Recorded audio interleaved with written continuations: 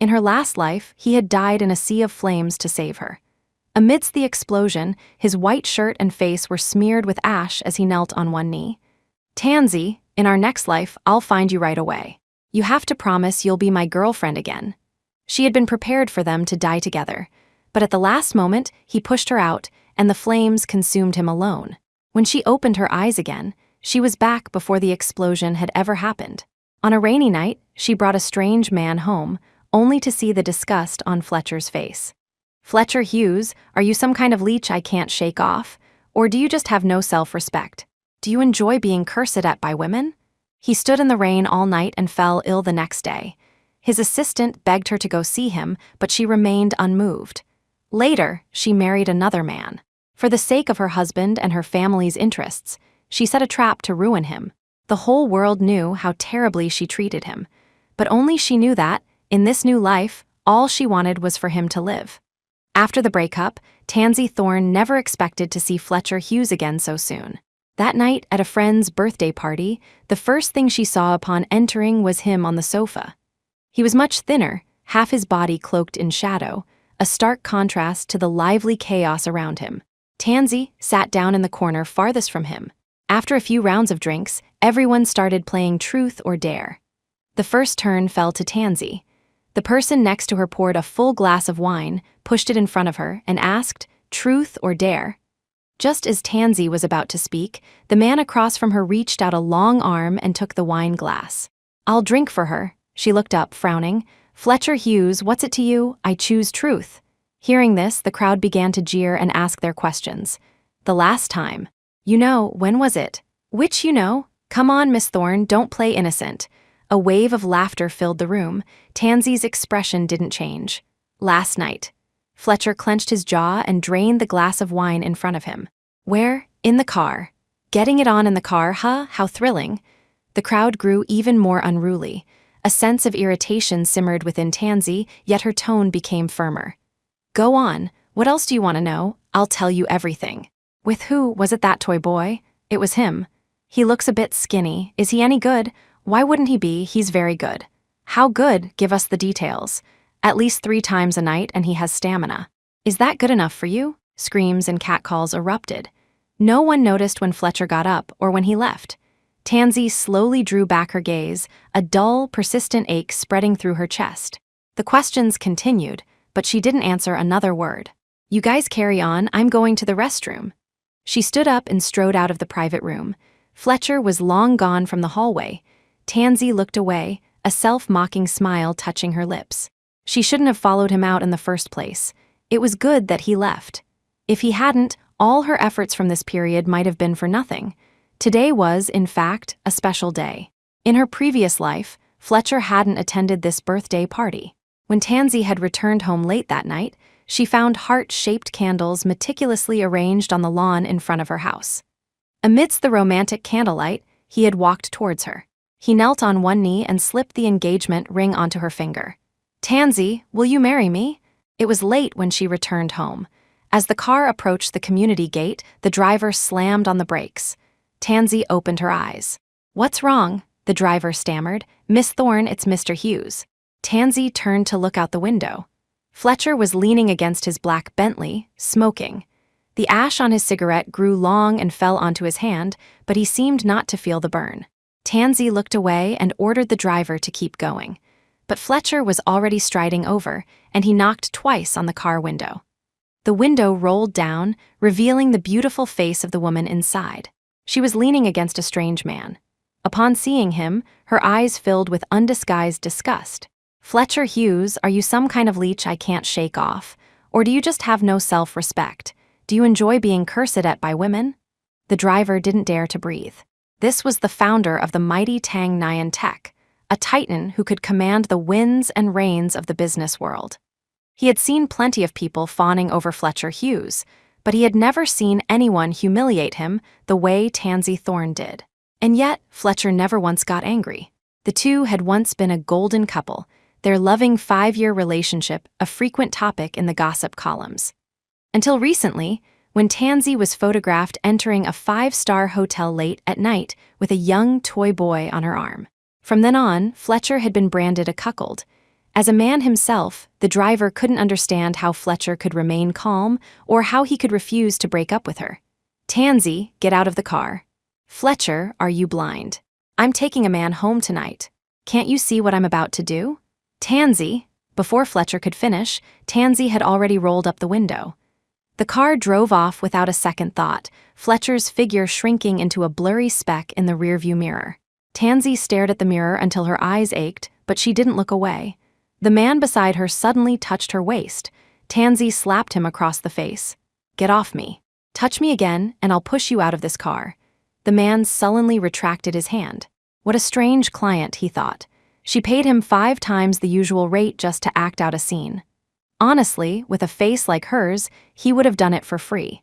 Once inside the villa, Tansy instructed the man, "You'll sleep in the guest room at the end of the hall. Leave tomorrow morning, but not too early." Then she told a maid, "Leave the lights on in the master bedroom. Don't turn them off until dawn." She was deliberately creating the illusion for Fletcher that she was busy all night with the other man. She had to see the act through to the end. She wasn't sure how long Fletcher would wait this time. But the first time she brought a man home, he had stood there until daybreak. It had been raining that night, too. Fletcher had been drenched all night and fell ill the next day. His assistant had called, saying he was delirious with fever, muttering her name in his dreams. He had begged her to go see him, just for a moment. Even then, Tansy hadn't gone. After that, Fletcher's assistant shot her a dirty look every time they met, praying for the day his boss would come to his senses. The whole world saw how heartless Tansy was to Fletcher. Only he, it seemed, was completely oblivious. In the middle of the night, Tansy woke with a start. Fletcher, explosions, soaring flames, a deafening roar. The scenes from her past life flashed before her eyes like a movie, frame by frame.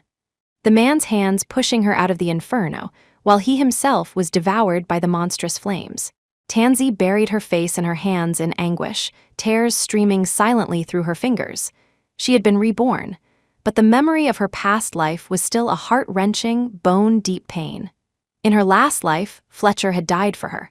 This time, she could not let that tragedy repeat itself. Tansy threw off the covers and ran to the window, pulling back a corner of the curtain. The black Bentley was still there. That fool, Fletcher, he was still waiting. Was he going to wait as long as the lights were on? Tansy's heart ached until it was numb. Trembling, she dialed his number. The phone rang only once before it was answered. Fletcher's voice was indescribably weary. "Tansy?" Hearing him call her name, Tansy's tears began to flow freely. "Fletcher, are you ever going to give up? Why haven't you left? Do you have any idea how annoying you are? Women hate clingy men. Have you no dignity?" There was a long silence on the other end of the line. Fletcher said only one thing. "Tansy, I'll leave after you fall asleep. I'm worried you won't sleep well." Tansy bit her lip to keep from sobbing. "Fletcher, leave now. Do you hear me?" She hung up after saying that, not having the courage to hear his reply. Through the dark window, she stood and watched him for as long as his car remained parked downstairs. Finally, the black sedan drove off into the faint light of dawn. All the strength drained from Tansy's body, and she collapsed to the floor. Her silver bracelet fell to the ground, and she immediately crawled over to pick it up.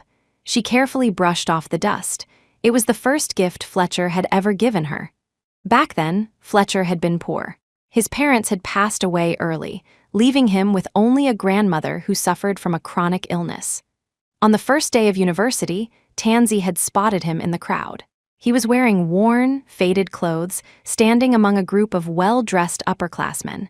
He stood out. He stood out for his striking good looks, and he stood out for his shabby poverty. Boys came and went around her, but Tansy didn't spare them a glance. She walked right up to Fletcher. "Excuse me, could you help me with my suitcase?" 6 months after they met, Fletcher's grandmother was hospitalized. He took on 3 part-time jobs, but refused to accept the money Tansy offered him. Left with no other choice, Tansy could only wait for him at the university every day. No matter how late Fletcher finished work, he would always see her the moment he reached the men's dormitory. The winter wind was cold, cutting across Fletcher's face like a knife. His eyes were misty, but his heart felt a warmth he had never known before. He took off his own scarf and wrapped it around Tansy's neck. "It's too cold. Go get some rest. Don't come here anymore." The scent of mint from his scarf filled her nose. She shook her head stubbornly. I want to see you every day." That night, Fletcher stood in the cold wind, looking at her for a long time. Not long after, while waiting for him, Tansy was caught in the rain and developed pneumonia, landing her in the hospital. When Fletcher heard the news, he rushed to the hospital immediately. At her bedside, the man who hadn't shed a tear when his critically ill grandmother was wheeled into the ICU suddenly buried his head and began to cry softly. Tansy's eyes widened, and the confession she had kept hidden in her heart for so long slipped out. "Fletcher Hughes, I like you. I've liked you since the first moment I saw you. Can I be your girlfriend?" Fletcher froze. After a long moment, he looked up. "You fool! A confession is something a guy should do." He took a small box from his pocket, opened it, and revealed a silver bracelet inside. He carefully fastened it onto her wrist. "What's this?" "The first gift for my girlfriend. Tansy, I'll make money in the future and buy you even better things." Tansy came from a wealthy family and had received countless bracelets throughout her life. Some were from her family, others from boys who admired her. But none were as beautiful and dazzling as the one from Fletcher. She couldn't help but lean in and kiss him. Then she hugged him tightly, pressing her face against his chest, and joyfully announced to the world, "Fletcher Hughes is mine." Fletcher did not break his promise. After graduating from university, he founded the renowned Tang Nyan Tech. In just 3 years, he went from an unknown figure to a tech upstart worth billions. The media later dug up that the name Tang Nyan Tech was a combination of his and his girlfriend's names. Tang came first, and Nyan came second. The name Tansy Thorne became the object of envy for socialites and heiresses. News reports said that Tansy had bet on the right horse in her youth. That was why, after Fletcher achieved success, she reaped his unwavering love, a love for one person, for one lifetime. But Tansy knew in her heart that regardless of whether Fletcher became successful or not, he was the only one for her in this life. In their previous life, they had a lavish wedding. On the eve of the wedding, Fletcher spent a fortune at an auction. He bought the one and only heart, a top-tier blue diamond that was all the rage at the time. He gave it to Tansy as an accessory for the wedding. Facing the media, he openly declared his love for her. "Tansy Thorne is the only woman I, Fletcher Hughes, have ever loved, am currently in love with, and will continue to love deeply in the future. I want to give her the most eternal promise. If jewelry can do that, I'll buy jewelry. If something else can, I'll do that too." The media teased, "What if Miss Thorne wants the moon from the sky?" The usually serious man actually smiled for the camera. His eyes and tone were incredibly certain. "I said it before. Whatever Tansy wants, I, Fletcher Hughes, will do it without a second thought." Tansy gently caressed the silver bracelet on her wrist. No matter how well cared for, silver items still tarnish over time. But Fletcher's love and promises for her had not. In her previous life, just moments before the explosion, he was still by her side. He had always been something of a neat freak, but then his white shirt and face were smeared with ash. He knelt on one knee, holding her hand tightly. "Tansy, in our next life, I'll find you right away. You have to promise you'll be my girlfriend again." Tansy threw herself into his arms and nodded. In that moment, the fires of hell didn't seem so terrifying. She was prepared for them to die together. But she never imagined that Fletcher would push her out of the inferno at the last moment, leaving himself to be consumed by the monstrous flames of the explosion. Recalling that scene, Tansy still felt a pain so sharp it was hard to breathe. Reborn into this life, she absolutely could not let him die for her again. She wanted him to live a good life. Even if they couldn't be together in this lifetime, she was willing to accept that. When Tansy went downstairs, her parents were sitting in the living room, several photos spread out on the table. Her father, Alaric Thorne, put down his newspaper. "You're just in time. Pick one of these men and let's settle your marriage. You've wasted too much time on that Hughes boy." Fletcher Hughes was a billionaire, a good match in the eyes of outsiders, but he still wasn't good enough for the Thorne family. Any one of the men in the photos was a scion of a family with at least 3 generations of wealth. Their family foundations were deep. Fletcher, a newcomer, simply couldn't compare. In her previous life, their marriage had not received the Thorne family's approval, but Tansy had insisted on marrying him anyway. This time, she would not make the same choice. Tansy casually pointed to the photo on top. Him, the second son of the Montague family, the second daughter of the Thorne family. a perfect match. This Miles Montague had a notorious reputation as a playboy. Rumor had it his mistress was already 5 months pregnant. Her mother, Eleonora, seemed to have reservations, but her father made the final decision. Then, it's the second young Master Montague. The news of the marriage between the Montague and Thorne families quickly spread. The wedding was set for 3 months later. On the day of the wedding dress fitting, Miles Montague only stayed in the shop for 10 minutes before a phone call summoned him away. Her older sister, Sylvia Thorne, watched him leave and reminded Tansy, "You should start managing that girl he keeps on the side. He's this blatant before you're even married. Once you are, he might not even bother coming home." Tansy looked at her reflection in the mirror. If he doesn't come home, he doesn't come home. His legs are attached to his body. Who can tie him down? A staff member suggested. "Miss Thorne, the dress you're wearing is the most conservative style in our store. We actually have an off-the-shoulder design. Your shoulder line is so beautiful, why don't you? No need to try anything else. This one is fine." The off-the-shoulder design was indeed the most suitable for her. In her previous life, she had worn a dress just like that when she married Fletcher. She still remembered how, when she came out in the wedding dress, Fletcher's eyes had been filled with undisguised awe. He had hugged her from behind, tenderly kissing her cheek. "Tansy, you're the most beautiful bride in the world." Tansy had placed a finger on his lips, reminding him to be quiet or the other brides might get upset. "What's wrong with complimenting my own wife?" Tansy smiled bitterly. The most beautiful wedding dress should be worn for the man you love most. In this life, she no longer had that chance. After the fitting, as she was leaving, the large screen in the shopping mall was broadcasting financial news. Tansy saw Fletcher's face. She hadn't seen him since that night at the club. Seeing him on the news now, she only felt that he looked even more haggard. In her previous life, the Fletcher on camera, though still a man of few words, always had a vibrant spirit in his eyes. This time, his entire being seemed muted. Tang Nyan Tech's performance was reaching new heights, with good news pouring in. He, the founder, had become a sought-after figure, but throughout the entire interview, he didn't crack a single smile. At the end of the interview, the host asked him a personal question. "CEO Hughes, there are rumors that Tang Nyan Tech is named after you and your first love. Are you still in contact?" Fletcher looked straight at the camera.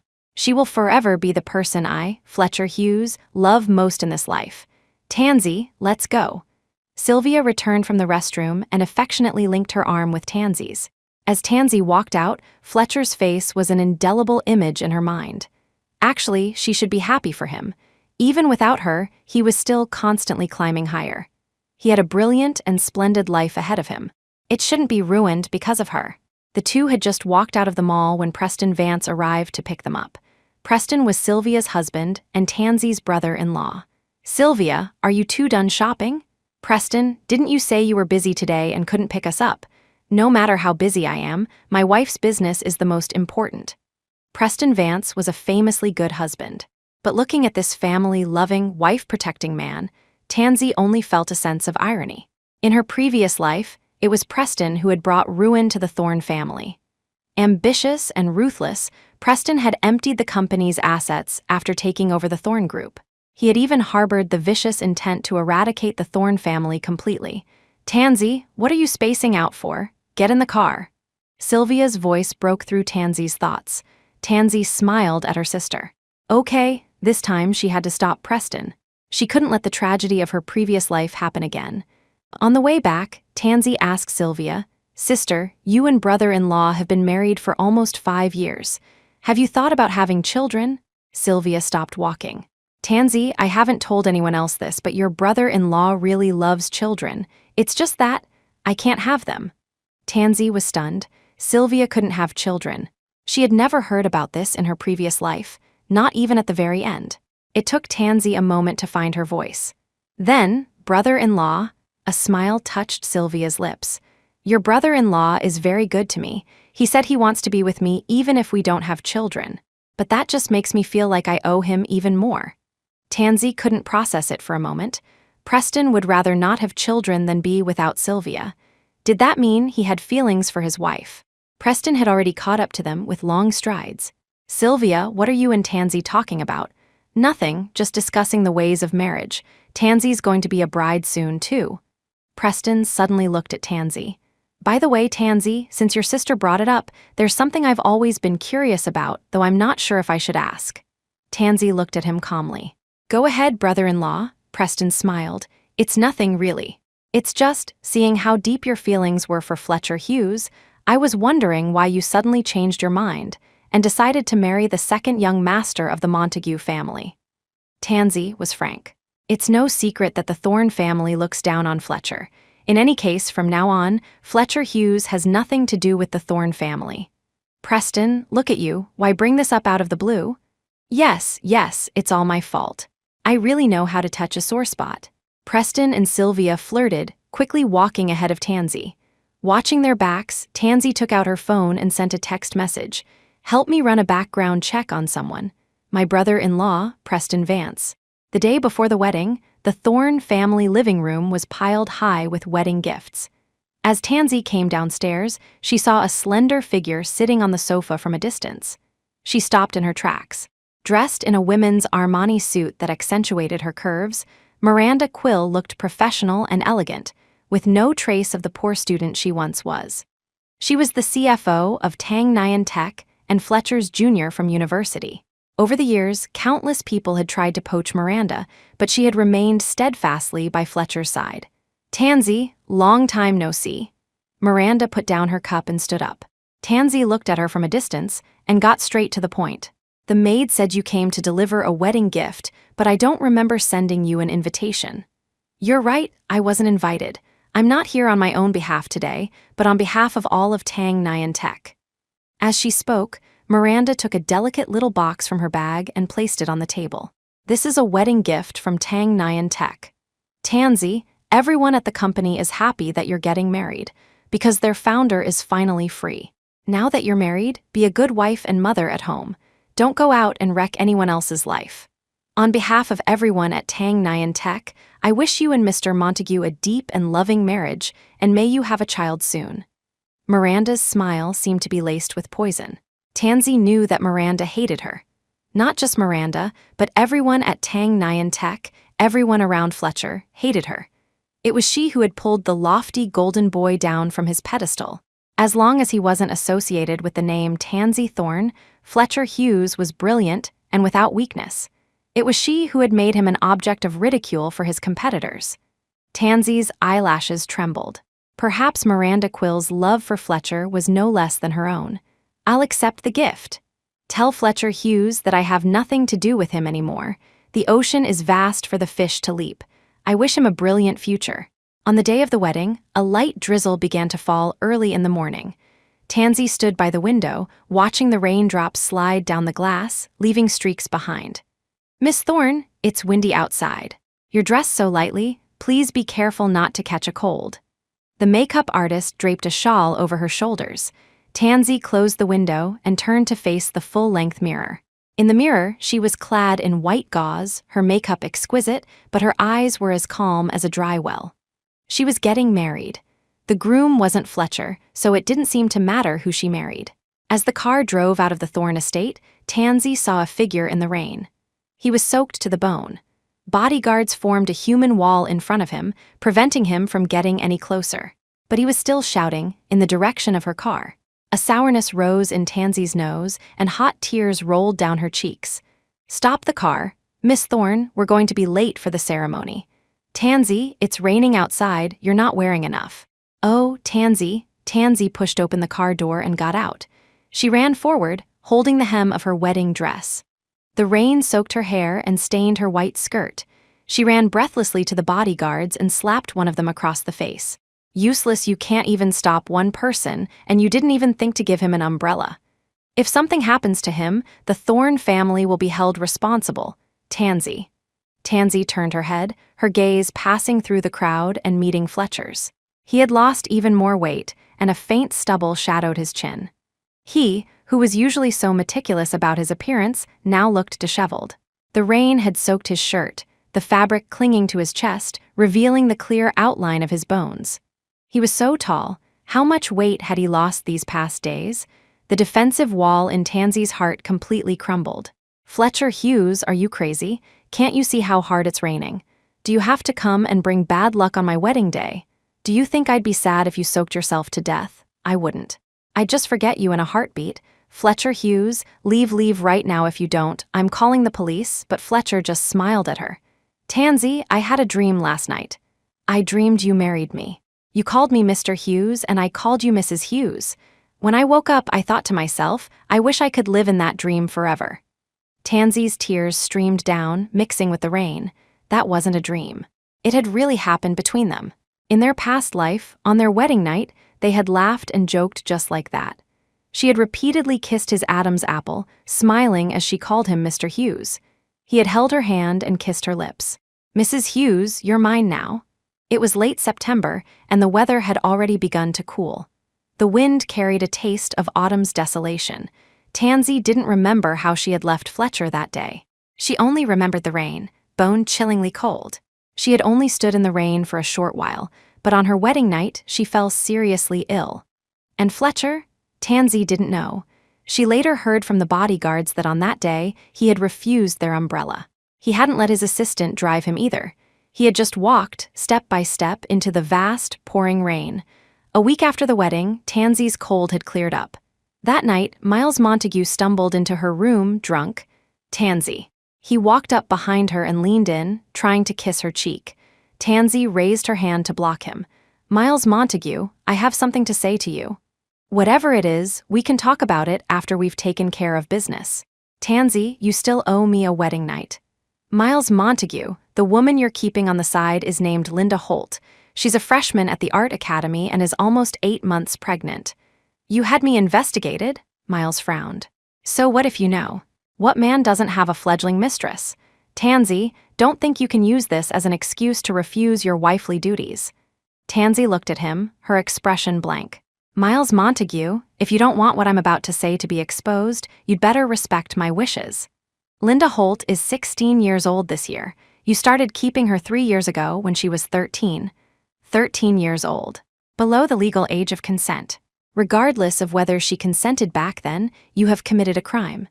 Don't try to fool me. Miles threw out the line and walked out to make a phone call. He returned 5 minutes later.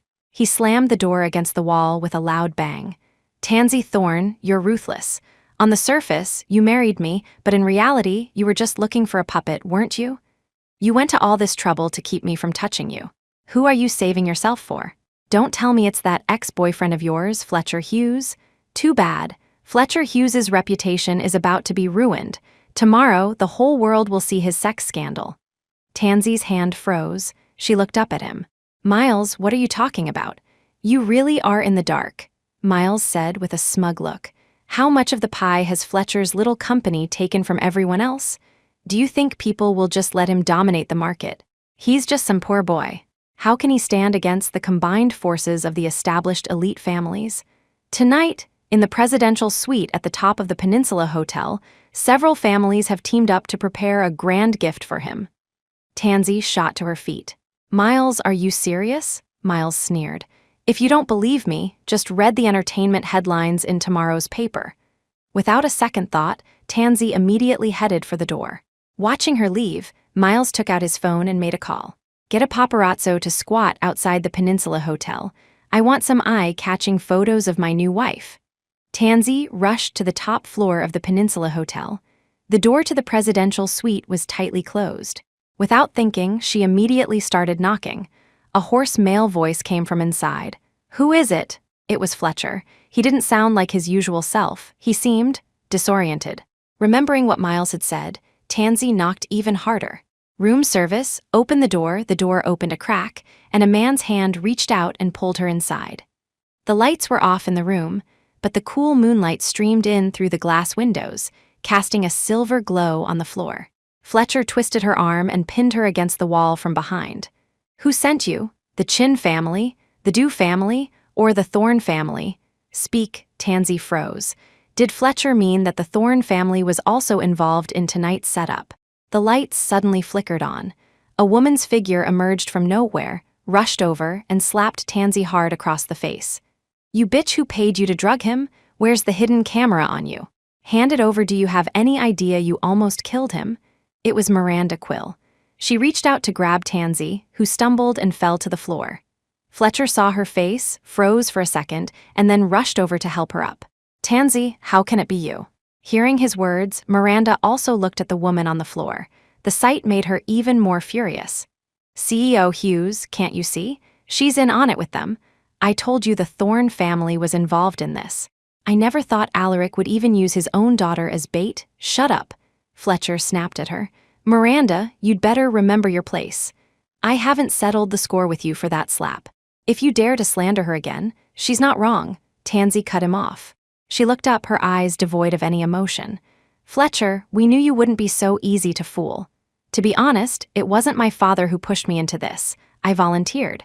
Everyone knows that you, Fletcher Hughes, still have feelings for me, your ex-girlfriend. Other women might not have been able to trick you, but with me in the picture, the chances of success were much higher." Fletcher stared at her, the corners of his eyes turning slightly red. "Why? Tansy, tell me, why would you do this?" In that instant, Tansy felt as if she were seeing the Fletcher of years ago. The big boy who had sobbed uncontrollably at her bedside, his whole body trembling. How her heart had ached for him then. She had held him tight, kissed him, comforted him. She had wished she could rip out her own heart and give it to him whole. To this day, she was still willing to give him everything she had, as long as he could live safely. Tansy gave a light, airy laugh. "Why, Fletcher, don't you know the answer yourself? Your company has had too great an impact on the chip industry. You've taken nearly half the market share from several giants. The Thorne and Montague families are among them. I had to act for the sake of the people I love." Fletcher's lips turned pale.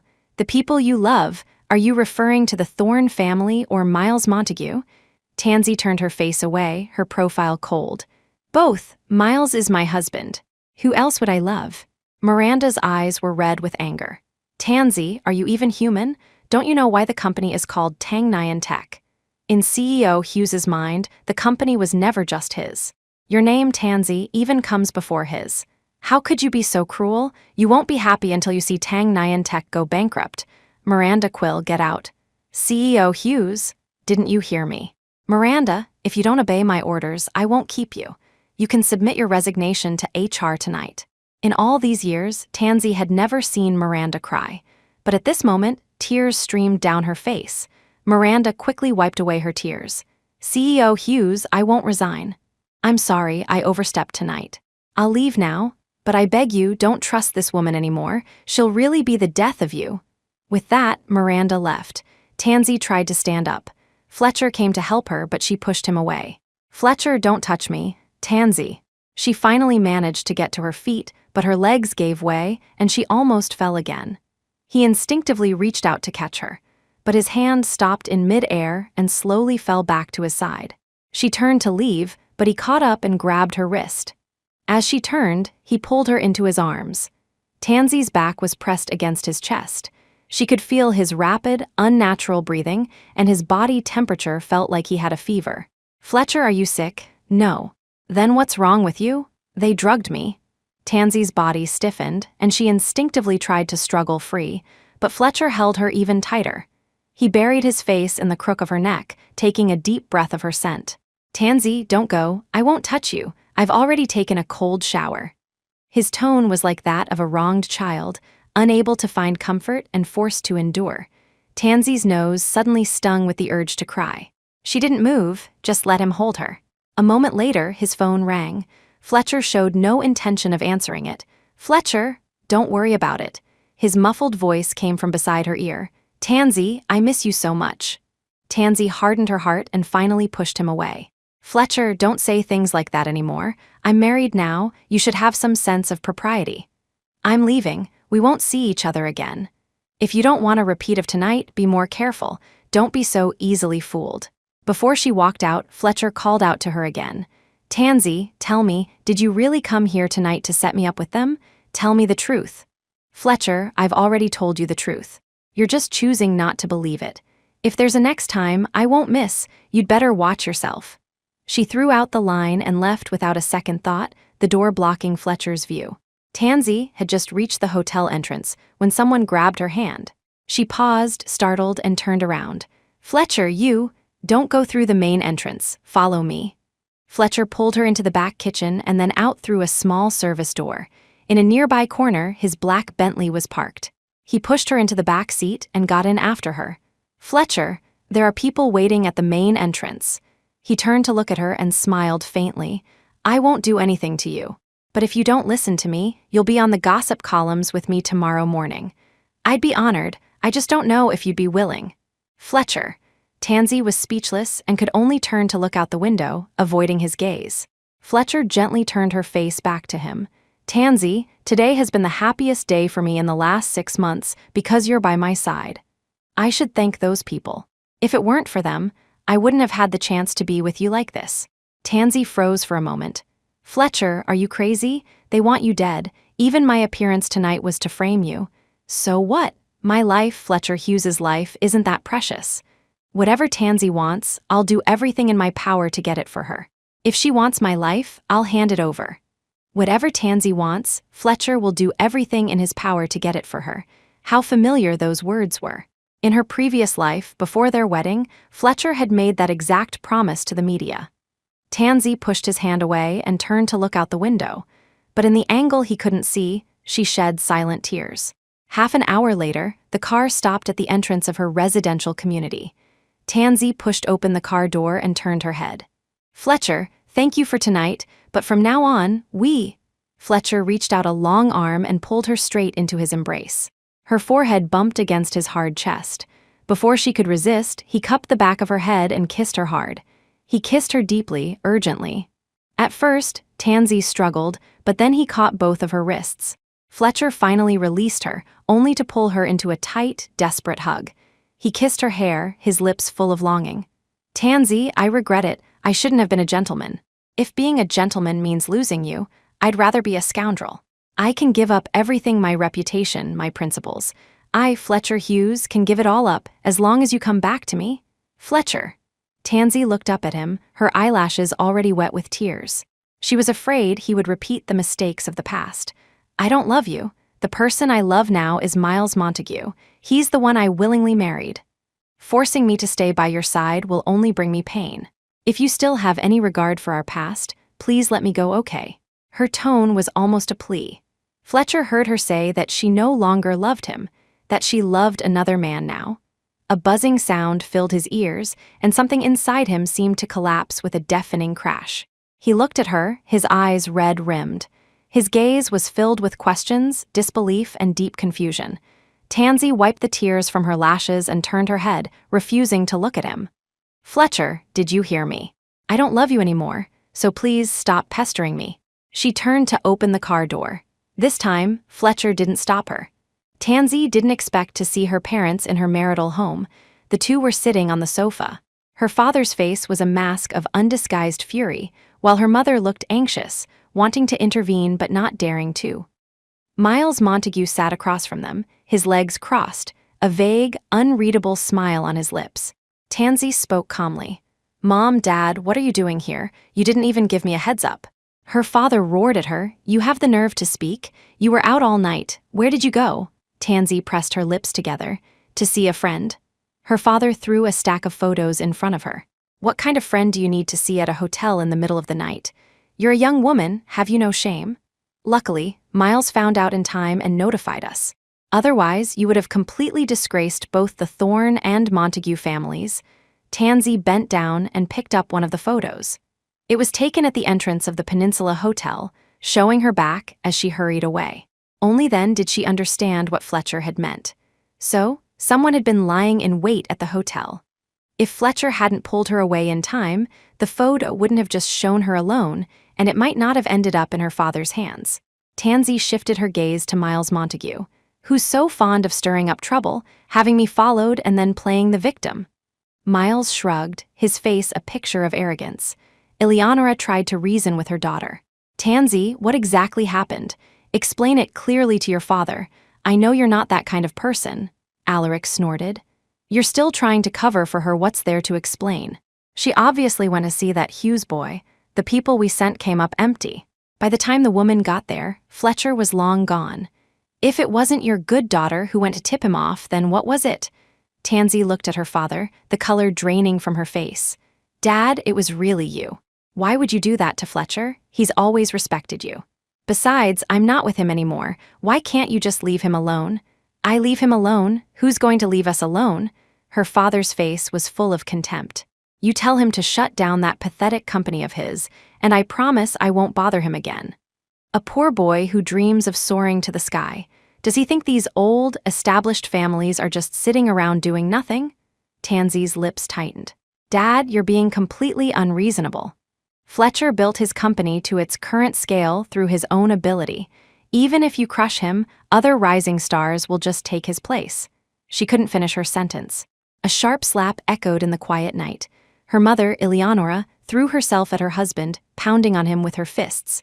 Alaric Thorne, are you insane? What right do you have to hit my daughter? I'll fight you. I'll risk my own life today to fight you, you old bastard. Her father shoved her away violently. Eleonora stumbled, and Tansy rushed to support her. Mom, don't get involved in my affairs. I'll handle it myself. You'll get dragged into this. Eleonora caressed her daughter's swollen cheek, her heart aching. Tansy, I know you're suffering. This marriage was never what you wanted. It's my fault I didn't protect you. I'm useless. I couldn't let you marry the man you love. Tansy hadn't wanted to cry, but seeing her mother's heartbroken expression, she couldn't stop her own tears from falling. In the end, she had implicated her mother after all. Witnessing this chaotic scene, Miles Montague acted as if he had nothing to do with it. He stood up and brushed the wrinkles from his suit. Father-in-law, I can't interfere in the Thorne family's domestic affairs, but I hope you'll give me an explanation for Tansy's late-night rendezvous with an illicit lover. Feeling guilty, Alaric was about to apologize. But Tansy spoke before he could. Miles Montague, you had me followed and secretly photographed. I haven't even settled that score with you. You'd better apologize to me immediately. Otherwise, I guarantee that tomorrow's headlines will be about you, second young Master Montague, raping an underage girl. Miles Montague, you can wait to rot in jail. The smile on Miles's face froze, and he stood motionless for a long moment. Alaric, furious, raised his hand again. You shut up, you ungrateful daughter, you still have the nerve. Dad, the one who should shut up is you. Tansy turned her head, her gaze icy as she looked at him. It was not the look of a daughter at her father, but at a stranger. If any of you dare to touch Fletcher Hughes again, I will make you pay, even if it costs me everything. If Fletcher Hughes suffers, I'll make sure every single one of you suffers with him, especially you, Miles Montague. Do you want to be a playboy, or do you want to spend a few years in prison? Think it over carefully.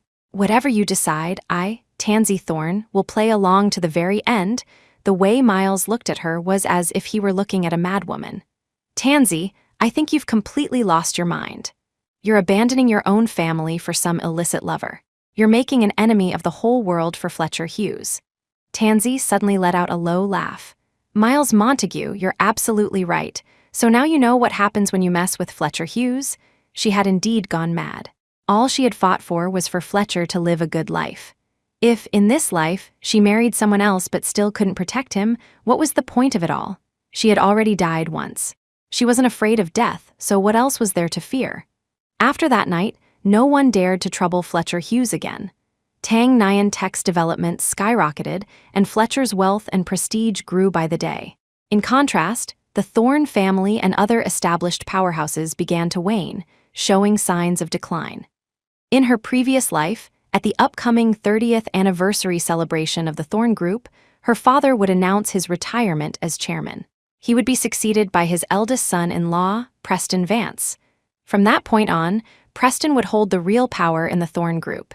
He was indeed capable, breathing new life into the crumbling business empire. The Thorne Group's performance gradually recovered, and Preston, due to his outstanding performance, further gained the trust of the Thorne family. Alaric Thorne delegated more authority. In just over a year, Preston had consolidated all power within the Thorne family, becoming the ultimate decision-maker both in the company and at home. Preston secretly emptied the Thorne family's assets. By the time Alaric noticed, the Thorne Group was nothing but an empty shell. Furious, Alaric took Preston to court. But by then, the assets had already been transferred to anonymous overseas accounts, and recovering them was nearly impossible. Preston had the top legal team in the industry and successfully evaded a prison sentence. He even developed a vicious plan to eradicate the Thorne family. On the night of Alaric's 70th birthday, a fire broke out in the old Thorne mansion. Fletcher, who was away on a business trip, could have escaped the disaster, but he rushed back at the last minute to save Tansy from the inferno, only to be consumed by the flames himself. In her bedroom, Tansy stared blankly at the medical report in her hand. She had obtained the report secretly, using a sample Sylvia had left at the hospital and having a trusted doctor perform the tests. She had previously hired someone to investigate Preston, but the search had turned up nothing. Preston's resume was impeccable, and his personal life was clean, with no blemishes to be found. This report was the only clue she had so far. It showed that Sylvia was in perfect health, with no signs of infertility whatsoever. So why did she have this misconception about herself? Tansy couldn't help but suspect that Preston had deliberately orchestrated it to make Sylvia even more devoted to him. Suddenly, a knock came at the door. "Tansy, are you asleep?" Hearing her mother's voice, Tansy quickly put the report back in the folder and stuffed the folder into a drawer. "No, Mom, please come in." Her mother, Eleonora, walked in with a glass of milk. Tansy quickly got up to greet her. "Mom, the maids can do these things. You don't have to do it yourself." Eleonora sat down on the edge of her daughter's bed, looking at her with a pained expression.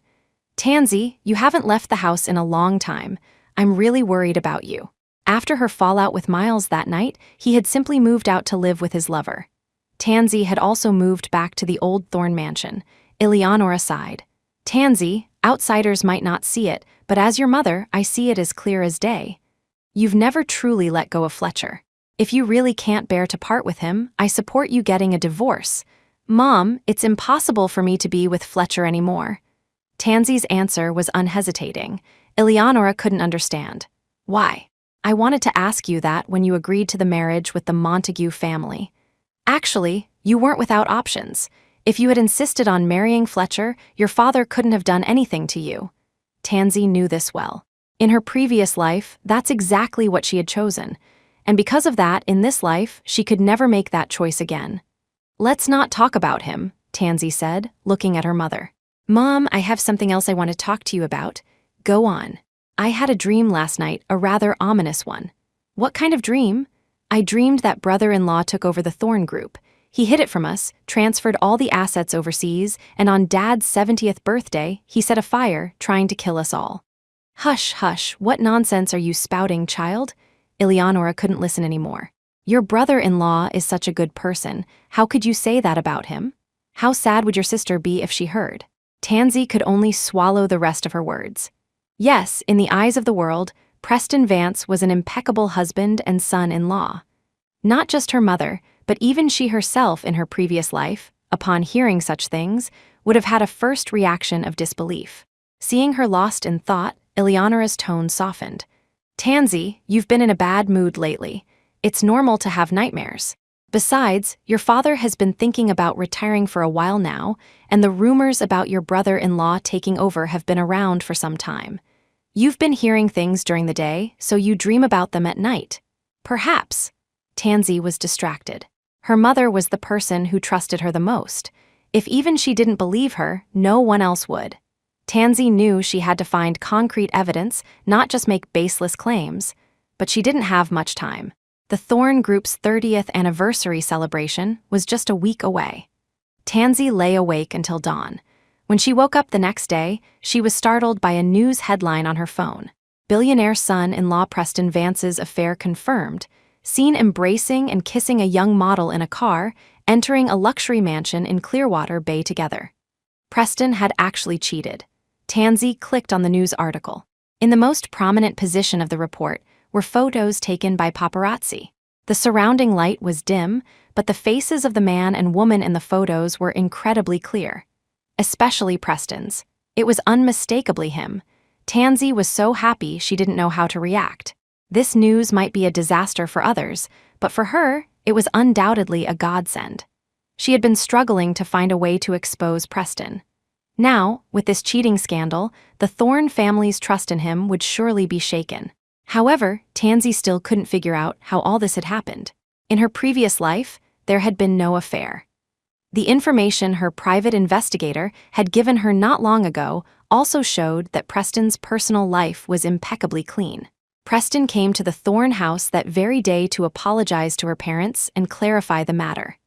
According to him, someone had deliberately framed him, drugged him, and put the young model in his car. But with the news report out there, whatever he said lacked credibility. The impact of this incident was enormous. A week later, at the Thorne Group's 30th anniversary celebration, Alaric Thorne did not announce Preston as his successor. Tansy was in a particularly good mood that night. Even the loathsome Miles Montague seemed more tolerable. She smiled brightly, linking her arm with his, playing the part of a loving couple in public. Miles seemed even more invested in the act than she was. "Tansy, you look really beautiful tonight." "Do I?" "Yes. The moment you walked out just now, my eyes were glued to you." Tansy turned and smiled at him. "Then you should go get your facial nerves checked. Uncontrollable facial expressions are a precursor to facial paralysis." As they were talking, a commotion arose at the hotel entrance. Fletcher's figure entered her line of sight without any warning. He had actually come. He hadn't been invited to tonight's reception. The moment Fletcher appeared, nearly half the people in the room immediately swarmed around him, striking up conversations and exchanging pleasantries. It was human nature to flatter the successful.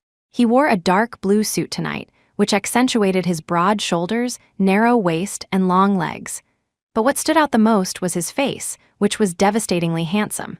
Tossed into any crowd, he was an existence that was impossible to ignore. Tansy averted her gaze, trying to find an excuse to leave. But Fletcher, surrounded by the crowd, was already walking in her direction. Miles suddenly squeezed her hand.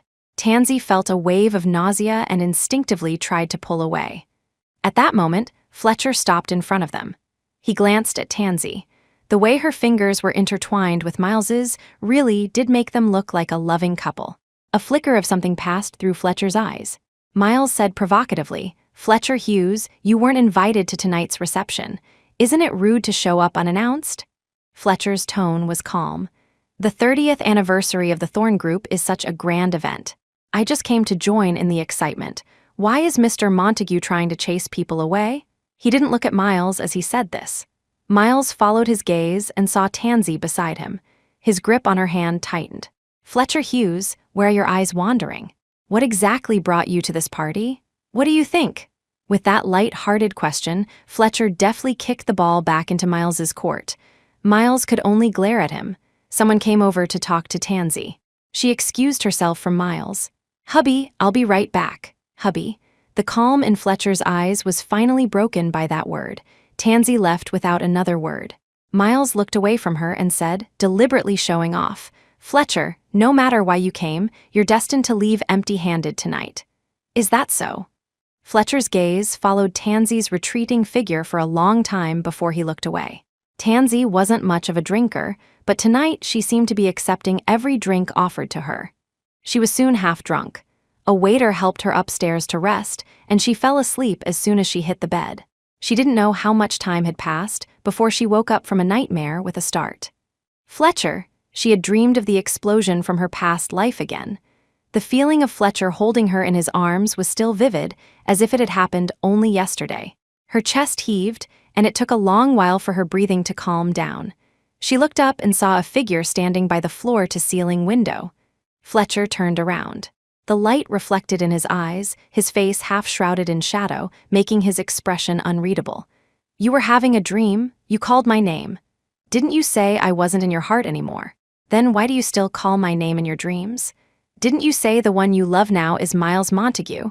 Why didn't you call his name?" With one hand in his pocket, Fletcher slowly walked towards her. Tansy felt that something about him had changed. She had felt it the first time she saw him at the reception, a clear and strong feeling. It was still the same face, and the love in his eyes when he looked at her was still just as intense. But it was as if Fletcher had matured several times over in one night. He seemed to have acquired a new kind of authority, seasoned and sharp, that felt both familiar and strange to her. "Fletcher, what are you doing in my room?" She instinctively gripped the bedsheet beneath her, her breathing shallow and cautious. Fletcher sat down on the edge of her bed. He leaned forward, his body casting a dark shadow over her. Tansy, don't you think you owe me an explanation for why you married someone else? Explain what? What's our relationship? Why should I explain anything to you? You should leave. If you don't, I'm calling security. Fletcher suddenly reached out. Tansy fell into his arms. His hard, warm chest pressed against her, his arms wrapped around her waist. His lips kissed her hair, her ear, her neck, inch by inch. This tender, lingering embrace had been played out between them countless times before. Tansy, do you remember what you called Miles Montague earlier? What? That name is only for us. Hubby, Fletcher was talking about that name. Tansy suddenly understood. Fletcher, what's gotten into you? Tansy felt like she couldn't understand him anymore. They had been apart for almost a year, and he had previously accepted the fact that she had married someone else. Fletcher raised his hand, tracing her eyebrows and eyes inch by inch. Tansy, I've missed you so much. Come back to me, please. Tansy avoided his hand. I told you, Fletcher, I can't be with you because I don't love you anymore. Fletcher grabbed her wrist, the thin silver chain reflecting the light. You don't love me anymore. Then why are you still wearing the first gift I ever gave you? Tansy, stop being so willful. Fletcher. A rapid knocking sounded at the door. Tansy turned to look. Miss Thorne, are you awake? What is it? Mr. Montague has had a relapse of his old illness and fainted. If you're awake... Tansy had already thrown off the covers, got out of bed, and went to open the door. What's wrong with Miles? I'm not sure. They said it's an old ailment. Your mother asked me to come and get you. Take me to him, quickly. Before leaving, Tansy glanced back into the dark room. The doorway was soon empty. Fletcher expressionlessly looked away and stood up to follow. The Montague family had a hereditary heart defect. Miles had drunk too much tonight, which had triggered a relapse. By the time Tansy got downstairs, he was already being helped into a car. Tansy, Miles, how are you? Miles's gaze fell on Fletcher, who had followed Tansy. Wife, I don't feel well. Come to the hospital with me. Tansy frowned. The Montague elders were all there, and many familiar relatives and friends were standing around. With so many people watching, she had no choice but to get into the car. She saw Fletcher standing at the entrance, backlit by the light. His figure was lean and tall, the streetlight stretching his shadow long, adding a touch of loneliness. Tansy's hand froze, and she closed the car door. The car drove off smoothly, and the crowd at the entrance dispersed. Fletcher remained standing there. A moment later, he took out his phone and called his driver. Tansy sat on a bench outside the consultation room, her head bowed, lost in thought. Suddenly, a suit jacket was draped over her shoulders. She looked up, startled, and saw Fletcher. The light shone down on him from above, enveloping him in a halo that gave him a gentle air. Tansy pulled off the suit jacket and shoved it back into his arms. Fletcher, can't you have some sense of propriety? My husband is in there having an examination. Do you think this is appropriate? Tansy, in my eyes, nothing is more important than you. I only care about you. Fletcher's expression and tone were still so gentle. Tansy didn't know what to say and could only look away from him. The door to the consultation room opened, and a nurse pushed out a hospital bed. When Miles saw Tansy, he immediately tried to sit up. Wife! A chill entered Fletcher's eyes. Tansy asked the doctor, how is he? Is it serious? The doctor took off his mask. Mr. Montague drank a lot tonight. The alcohol is a major stimulant for his condition. His condition is stable for now. I recommend he be hospitalized for observation for one night. If he's fine tomorrow morning, he can be discharged. It didn't sound too serious. Tansy breathed a sigh of relief. She looked at Miles on the hospital bed, who had a pitiful expression on his face. She wondered what act he was putting on now. Tansy looked away. I'll handle the admission for you. As she passed by Miles's bed, he grabbed her hand. Wife, thank you for your hard work. You've been running around all night for me. Fletcher's face instantly darkened. Tansy shook off his hand without a word. She walked away without looking back.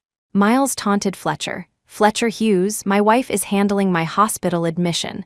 What's an outsider like you doing here? You're a grown man. Do you enjoy being a clingy pest? Fletcher stopped and turned to look at him.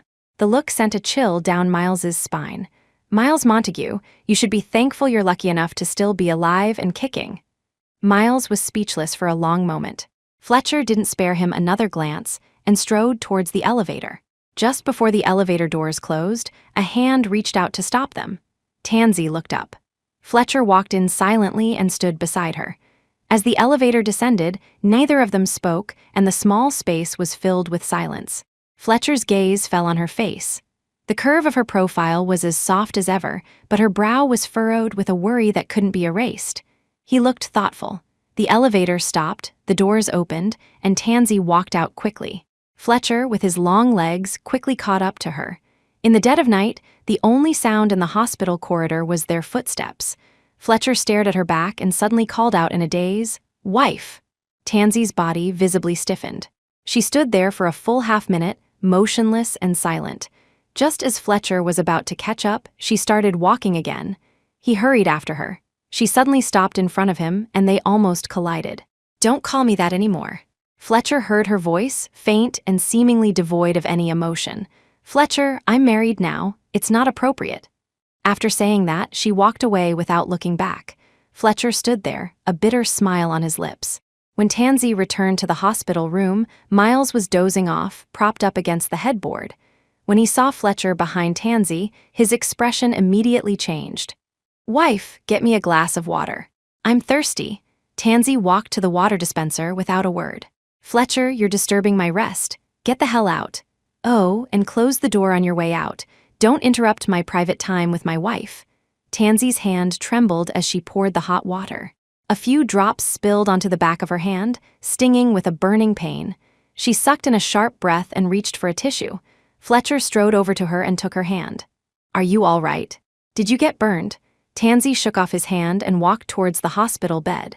"Fletcher, you should go. Don't disturb the patient's rest." "Did you hear that? My wife told you to get lost. Fletcher, what the hell are you sticking around for?" Fletcher clenched his jaw and turned to leave. The door closed. Tansy slammed the water glass down on the bedside table.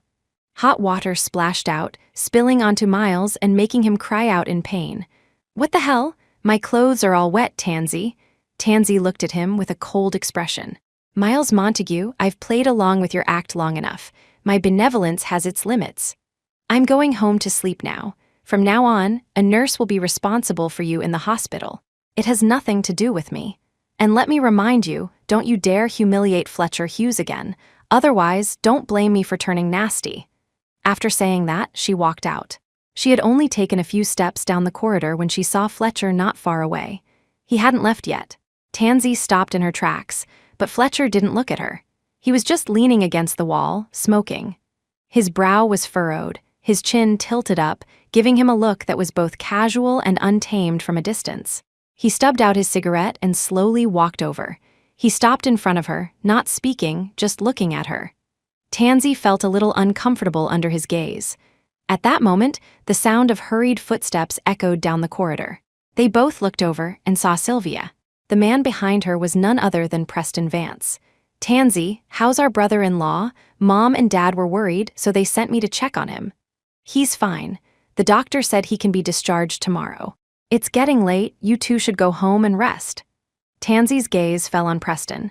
She hadn't seen him in a while, and he had lost a lot of weight, his face etched with frustration. It was a stark contrast to the glorious takeover of the Thorne Group in her previous life. Preston's fate seemed to have been completely changed by the cheating scandal. So what about the catastrophe that had befallen the Thorne family? Would it still happen? Tansy was lost in thought. Suddenly, Preston rushed forward and grabbed Fletcher by the collar. "Fletcher Hughes, you still dare to show your face? The person who drugged me and put that model in my car was you. I've found out everything. What are your intentions? You can't have Tansy, so you want to see our Thorne family in perpetual turmoil, is that it?" Caught off guard, Fletcher was pinned against the wall. Preston swung his fist and slammed it into his face. Thud. Tansy rushed over to pull Preston away. "Preston, why are you blaming Fletcher for your own disgusting actions?" "Let go." Preston shoved Tansy aside. Tansy stumbled, but luckily, Sylvia, who was behind her, caught her. Another thud. Preston clutched his face in pain. Fletcher grabbed Preston by the neck and slammed him against the wall. "Preston Vance, you two-faced scoundrel, I'm going to fucking kill you today." Sylvia watched the chaotic scene in front of her, on the verge of tears. "Are you crazy? Stop fighting, stop it now." Preston desperately beat at Fletcher's hand. "It was him. He deliberately framed me. I was really framed. Fletcher Hughes, why did you do this to me?" Seeing his eyes roll back and his face turn purple, Tansy feared a life would be lost. She threw herself at Fletcher to stop him. Fletcher, let go. Fletcher seemed not to hear her, as if he was intent on killing Preston. The scene terrified Tansy, and she burst into tears. Fletcher, let go or I'll never see you again for the rest of my life, and I mean it. A flicker of confusion crossed Fletcher's eyes. He released his grip, walked over to Tansy, and pulled her into his arms. Tansy, don't cry. No matter what happens, I'll be with you. Don't be afraid. Tansy desperately beat at his chest. Fletcher, are you insane? You're willing to risk your own life for a scumbag like him. If you had really killed him, you would have gone to jail. Fletcher said nothing more, just kissed her. He kissed her thin, slightly swollen eyelids, the red corners of her eyes. The gentler his kisses, the more his heart ached for her. He shouldn't have made her worry. Preston collapsed to the floor, clutching his neck and coughing violently. Sylvia walked over to him. Are you okay? Preston looked up, trembling, and pointed at Fletcher. Sylvia, believe me, it was really Fletcher who framed me. I have proof that he deliberately set this up. He wants to harm our Thorne family. Sylvia was clearly hesitant. Fletcher, is what he's saying true? Tansy spoke before Fletcher could. Sister, Preston had a relationship with that model. Isn't that a fact? What do you mean, framed? A man can't control himself, has a relationship with another woman, and then blames it on drugs afterwards. Even without drugs, being drunk, being in a bad mood. Can't any of those be an excuse for cheating? But cheating is cheating. No excuse can cover up the fact of betrayal. Sylvia fell into thought again. Preston rushed over and took her hand, his voice full of emotion. Sylvia, I admit this was my fault. But it wasn't voluntary, and I wasn't the one who initiated it. How am I the same as those cheating scumbags? Sylvia, I've only ever loved you. We've been married for 5 years. You know better than anyone how I've treated you and the Thorne family. I accept that Tansy doesn't understand me, but Sylvia, you're my wife. How can you be so cruel to me? Sylvia grew even more hesitant. Tansy's brow furrowed. Preston was too good at arguing, and Sylvia had feelings for him. 5 years of marriage wasn't something that could be dismissed with just a few words. Is that so, Preston? If you love my sister so much, why did you lie to her and make her think she couldn't have children? Tansy's voice was firm and clear. Sylvia was completely stunned. Tansy, what are you saying? Tansy walked towards them step by step. Sister, you're perfectly healthy. I took the sample you left at the hospital and had a trusted doctor check it. I have the report right here. I didn't tell you before because I didn't know how to bring it up. But now, I have to say it. I can't watch you be deceived by this bastard any longer. Preston not only bribed your doctor, but he also bribed the maids to switch your vitamins with birth control pills. Sister, Preston never wanted you to get pregnant. If he truly loved you, why would he do something like this?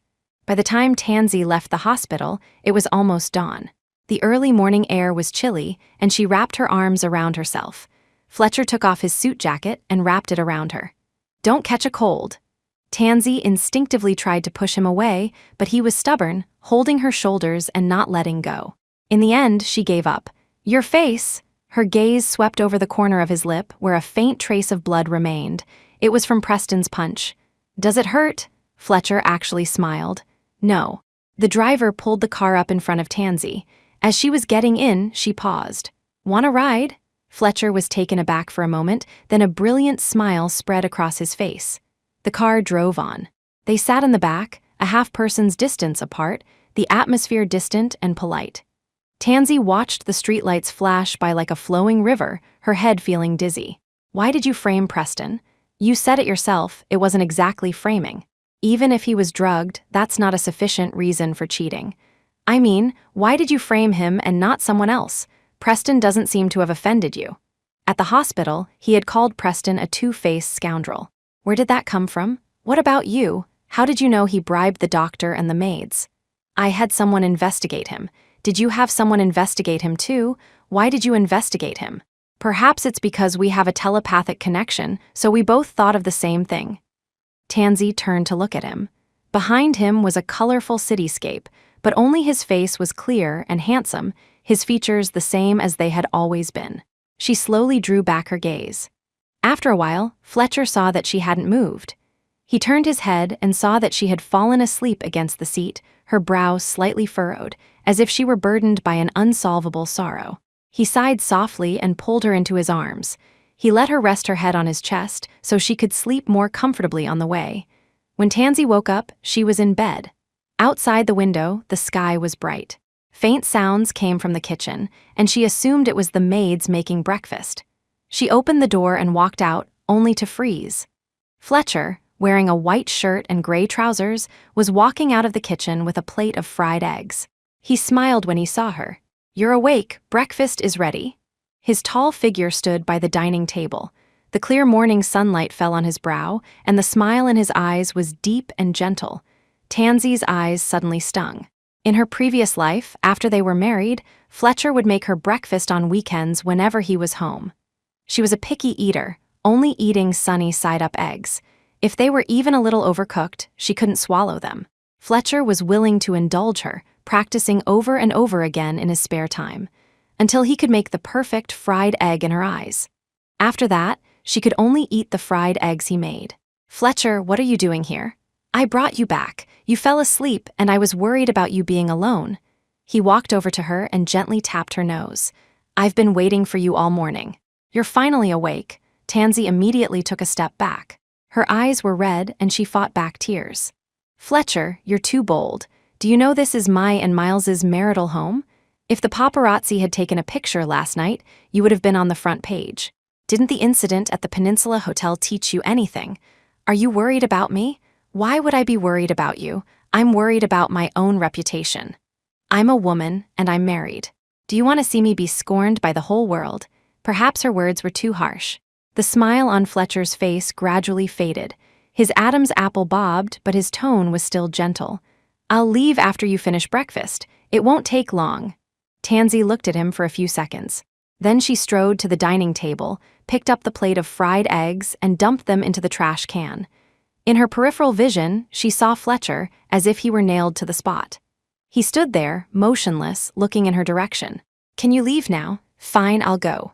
Fletcher's steps were slow, his body slightly stooped. Tansy watched his figure disappear through the doorway. Her tears fell silently. She quickly wiped them away and walked to the trash can. The eggs were ruined, but she could still see that they were perfectly sunny side up. One side was fully cooked, the other was medium rare, just the way she liked it. She knew that Fletcher must have been very careful when he made them, but his sincerity was destined to be betrayed. A month later, Sylvia divorced Preston. The night she got the divorce certificate, Tansy received a call from her mother, asking her to go to a bar and persuade Sylvia to come home. People have a self-protective instinct when facing pain. Some people do things they would never normally do. For Sylvia, it was letting loose. When Tansy arrived, Sylvia was on the dance floor, grinding against several muscular men. Tansy pushed through the crowd and pulled her out. They sat in a booth in the corner. Sylvia downed glass after glass of whiskey. Tansy couldn't stop her. "That's enough. Sister, are you crazy? You'll drink yourself to death like this." "I can't do this, I can't do that. Can I even have a drink?" "Tansy, do you know how painful it is to be the eldest daughter of the Thorne family? Be prudent, be proper. All these years, only Preston cared about me, understood me. I thought he loved me. I considered him my closest family, but even he lied to me." Sylvia broke down in tears. Tansy watched, her heart aching, but she didn't know how to comfort her. Sylvia loved Preston. She had fallen in love with a monster. Tansy had never experienced that kind of pain, so she had no right to say she understood. Sylvia looked at her with tear-filled eyes. "Tansy, aren't you in pain? You love Fletcher, I can see it, and he loves you too. The way he looks at you is different from how he looks at anyone else." Tansy didn't answer. She didn't dare to look into Sylvia's eyes for fear of seeing her own heart, which had nowhere to hide. The whole world knew how much Fletcher loved her. She tilted her head back and drained the whiskey from her glass. The sharp liquor flowed down her throat, and the pain seemed to find an outlet. "He and I are not destined to be together in this life. Why? You still have a chance." "Tansy, I don't have a choice anymore." "But you do. Why do you have to carry this regret to the very end?" Sylvia continued to ramble in her ear, sometimes about herself, sometimes about her, crying and laughing. Tansy just kept drinking, glass after glass, and was soon drunk. The men and women dancing closely on the dance floor all turned into monsters in her eyes. A face kept appearing in her mind. It was Fletcher. The him from her past life, the him from this life. His every smile, every frown was deeply etched in her memory. The driver approached her. "Second miss, shall I take you and the eldest miss home?" Tansy glanced at Sylvia, who was slumped over the table, and waved the driver away. "You take her home, I'm not going back tonight." She staggered out of the bar. The cold wind blew and she shivered. She took out her phone and scrolled through the numbers. When she found Fletcher's name, she suddenly smiled. "Fletcher," she dialed the number. A buzzing vibration came from behind her. Tansy froze for a moment and turned around. Fletcher's face came into view, clear and distinct. He stood on a street corner, the lights twinkling behind him. The bustling street scene behind him was now a dim, lackluster backdrop. Tansy could only see him. "Fletcher, what are you doing here?" "Sylvia called me." "When did you get here?" "When you had your first drink." "I was in the booth next to you." "Then why didn't you come out?" "I was afraid you didn't want to see me, afraid of making things difficult for you."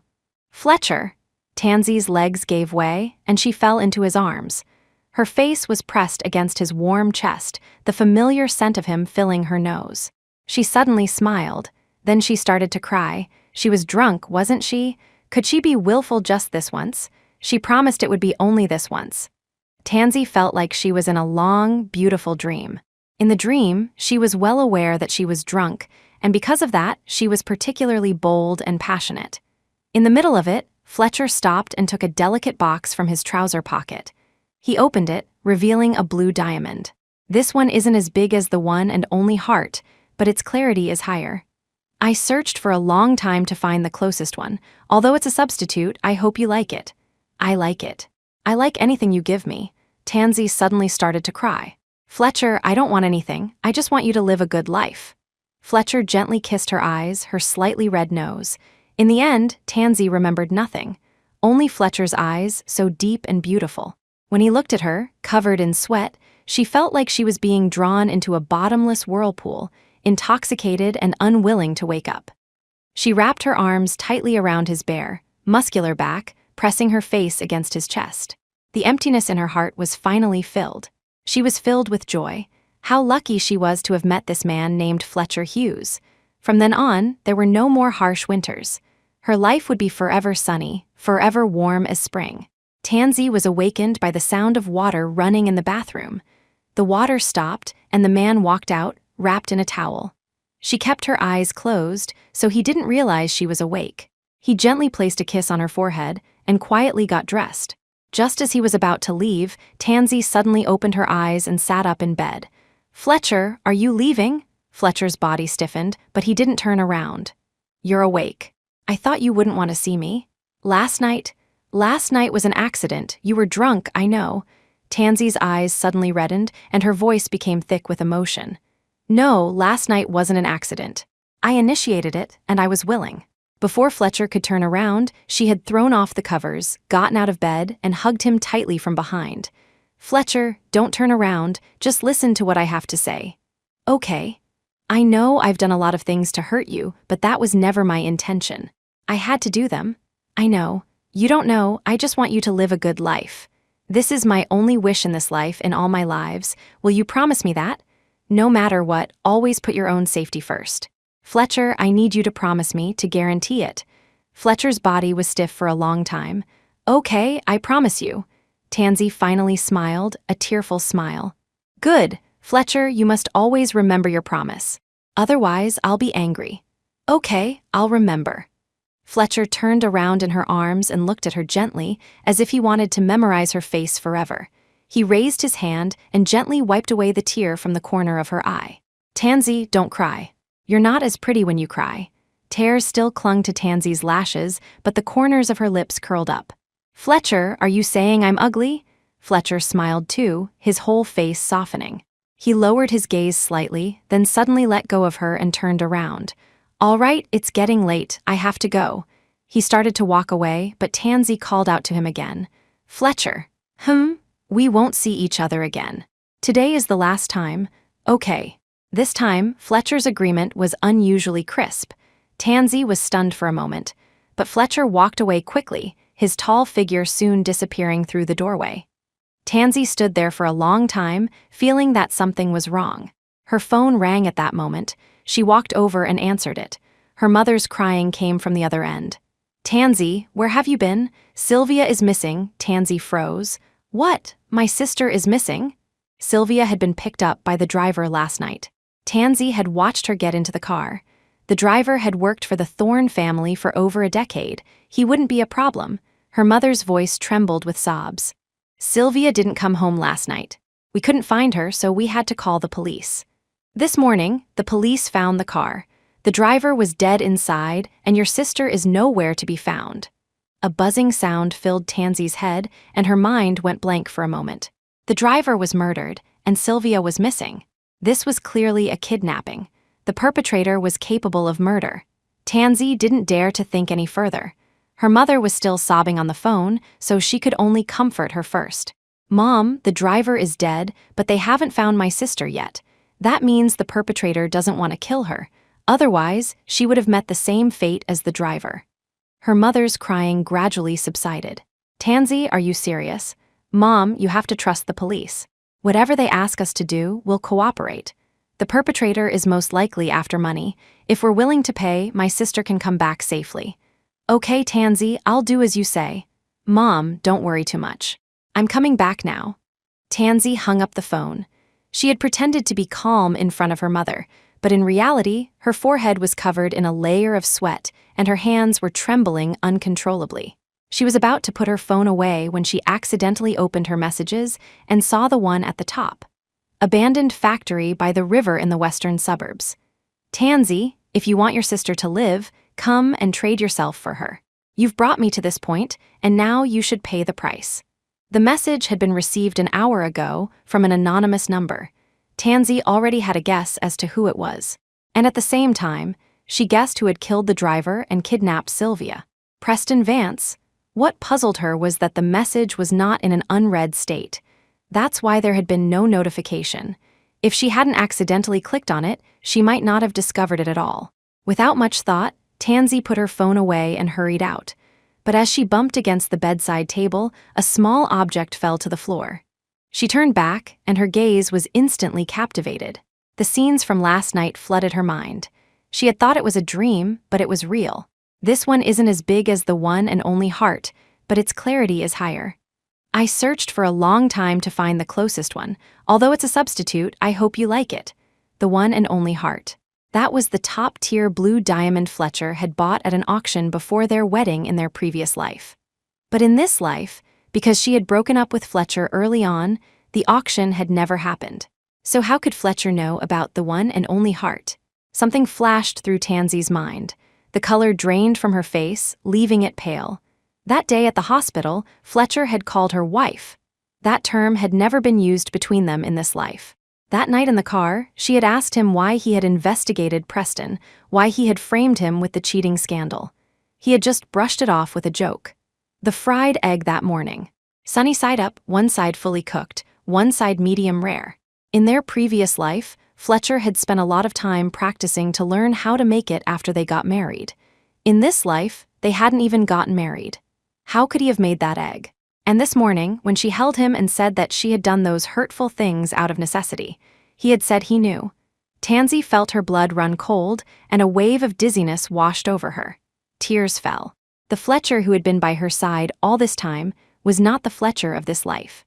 It was the Fletcher of her past life. He knew what Preston had done in the past life, so he orchestrated the cheating scandal to stop him from taking over the Thorne Group.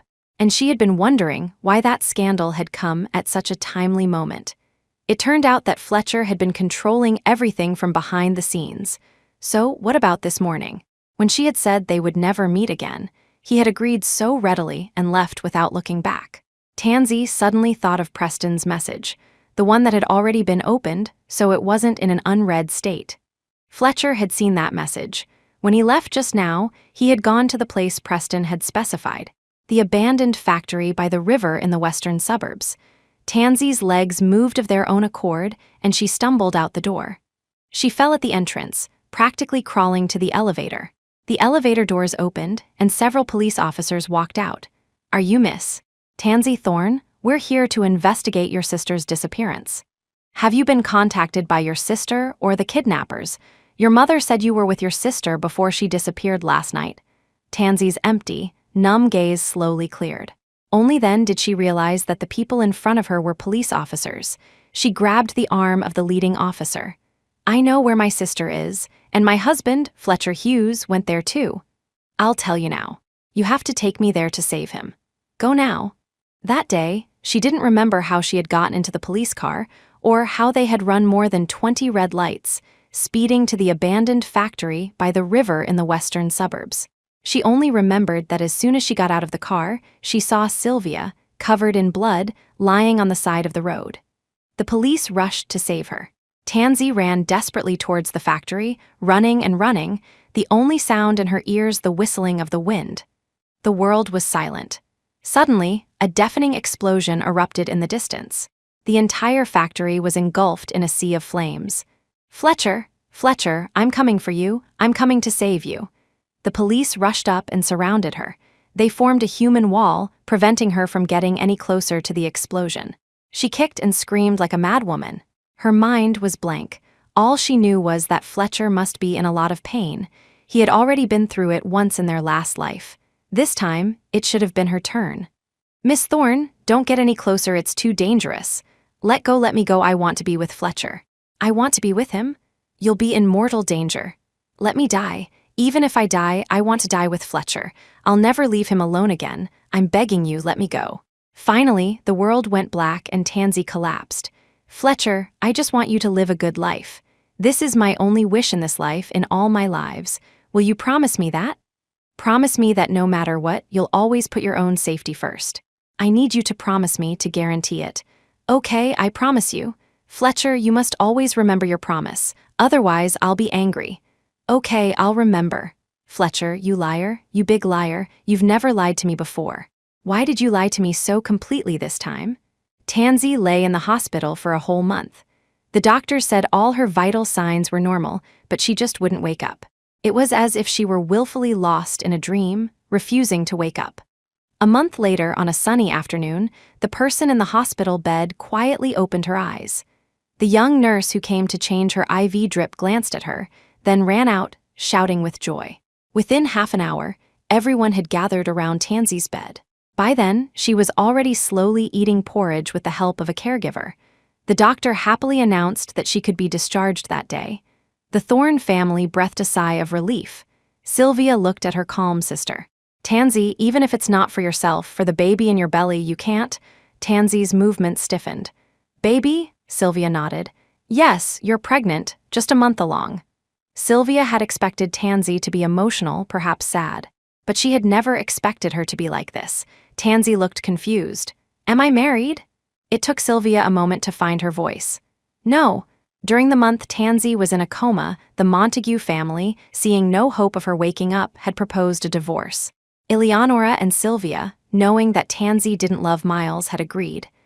Alaric had been reluctant, but the Montague family was determined, so his opinion didn't matter much. In short, the marriage was over. Tansy looked even more confused.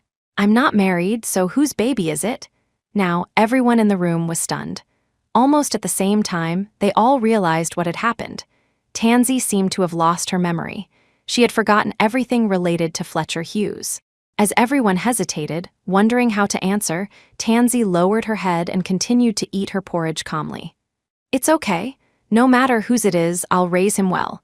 I'll love him just the same. After all, I'm his mother. Her tone was completely nonchalant.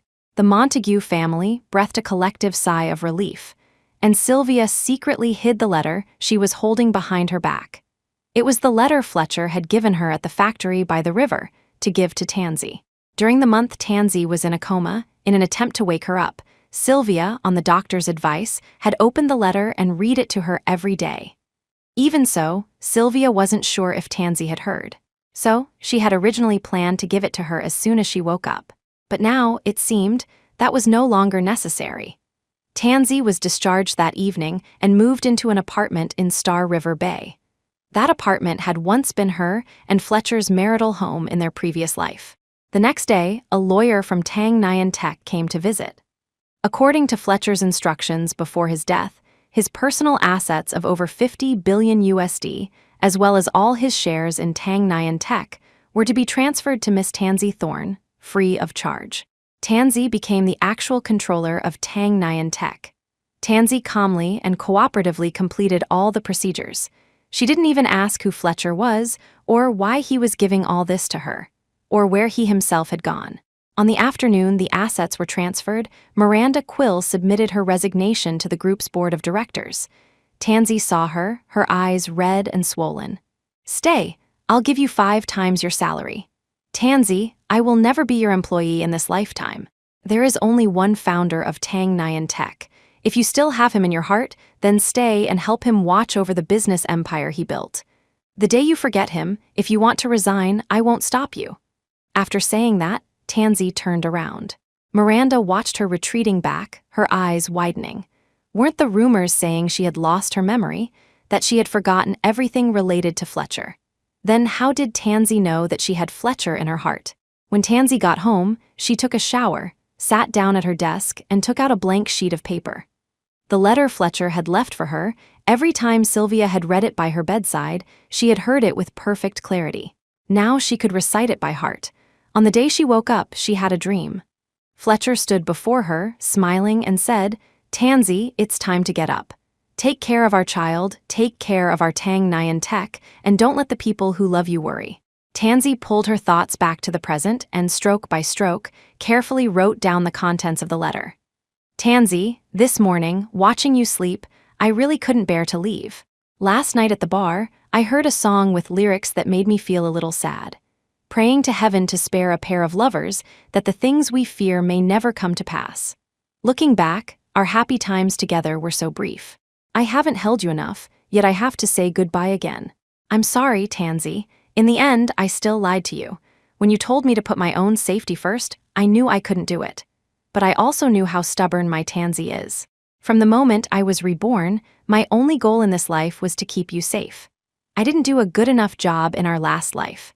I let you experience that fire and explosion, which left you with psychological trauma. Do you know how much my heart aches every time I watch you wake up from a nightmare? Reborn, all I wish for is for you to live a life free from conflict, pain, and sorrow, to live happily and peacefully. Whatever Tansy wants, Fletcher will do it without a second thought, even if it costs him his life." End of story.